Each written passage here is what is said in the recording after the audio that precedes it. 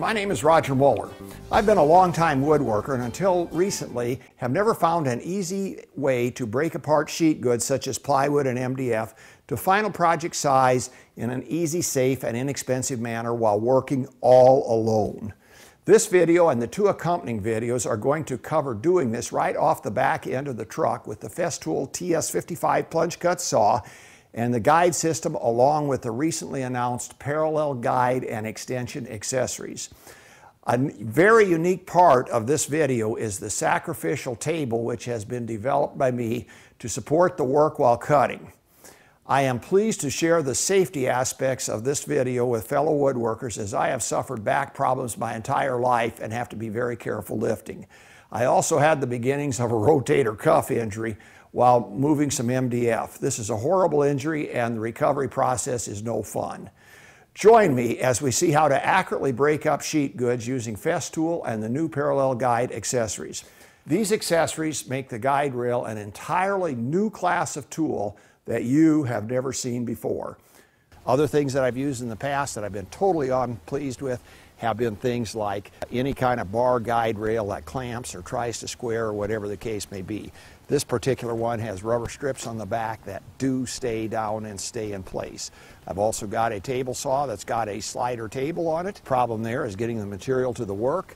I've also got a standing panel saw that cost around $3,500. And the problem there also is A, getting the work over to it.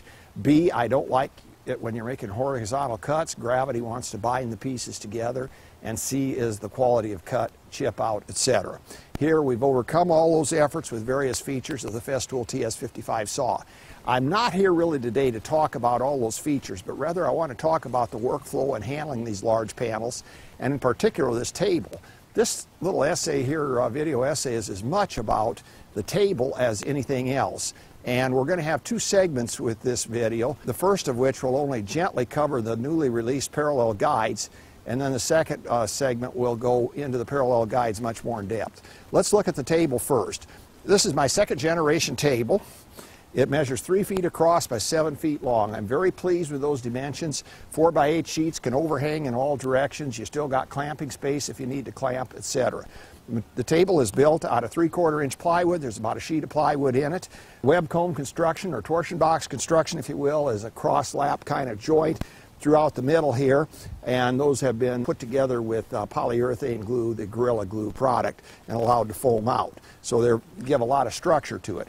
At the ends over here where it butts in, I've just used screws to put that together. The legs fold. The trick to the table standing upright and the legs folding is a very slight bevel on this board right here that I am pointing to.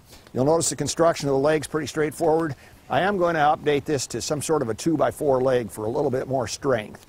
I am really hesitant to make it too strong because all of a sudden it becomes tempting to use it as a scaffold, and that isn't my intention at all.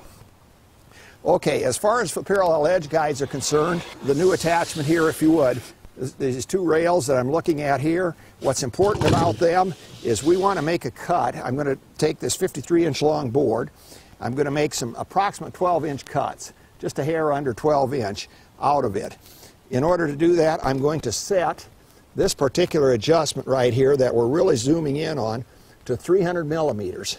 That's just slightly less than 12 inches, and that's going to be 300 millimeters from this point.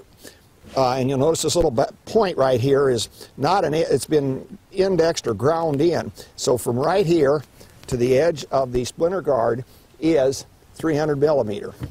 The MDF comes from the factory. It does come oversized, 49 by 97 inches, and they leave that trimming pretty rough. This project's going to be painted, so I want to cut it smooth so it paints up real nice and it'll give me a nice edge. I've already put a 1/4 inch marking on this. Okay, just a couple words about the saw and the guide. You'll notice it is plunge cut. I push a release. I've got it set to cut the width of the material, or thickness of the material, plus the thickness of the aluminum guide. There is a riving knife at the back end of it. There's a splinter guard here to help with splinters on the right side of the blade. There is a foam rubber splinter guard along the side of the guide that avoids splinters there. There's lots of other sources of information on this particular saw.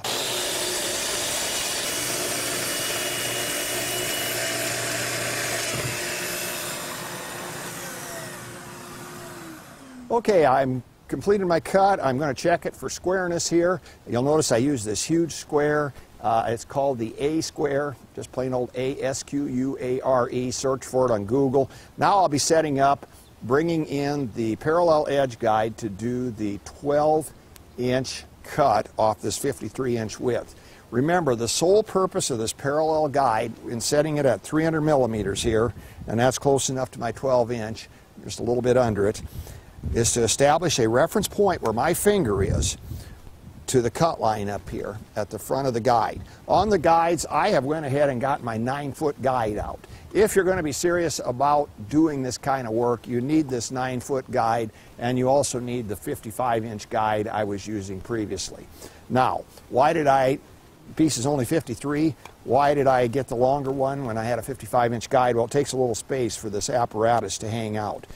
Remember, this apparatus is not a squaring apparatus, it's simply a parallel edge guide to do repetitive cuts. Very important to understand. There's nothing squared about it. Heck, we don't even have the guide tight against the wood piece here. We just need to make sure it straddles it, that the piece can come down in between it. In fact, before I ever set up, when I know I'm doing 53 inches, before I ever get the wood piece in here, I take these guides and set them up to be like 54 inches across.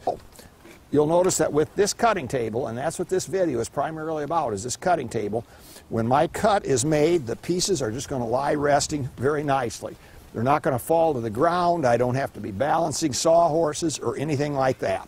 I'm going to get in between here. I've got the saw set not quite 1 inch to cover the thickness of the material, the thickness of the guide. Remember, this edging here is sacrificial. There's all kinds of cuts into it. I don't care that I nick into it.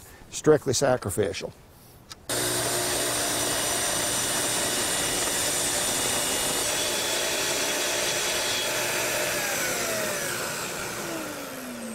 Notice that everything is still lying perfectly flat.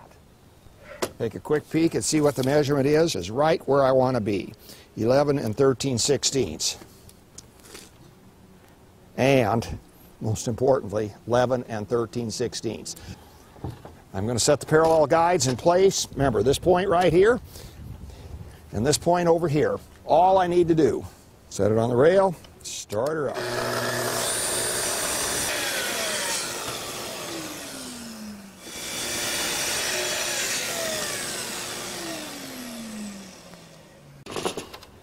And we'll do one last piece here. Notice we're getting down to a thinner cut. And again, the geometry of this is such. This particular set of rail guides can cut out to about 26 inches. Now you might say, well, gee, what if I want to cut a 38-inch piece? Well, that's simple. Just flip the process around. 48 inches minus 38 is 10. Cut off a 10-inch piece, and what remains is 38. So, excellent width to have it out here at 26 inches. If you need to cut underneath about 7.5 inches, you need to use the extensions to this. Point on point? Yes.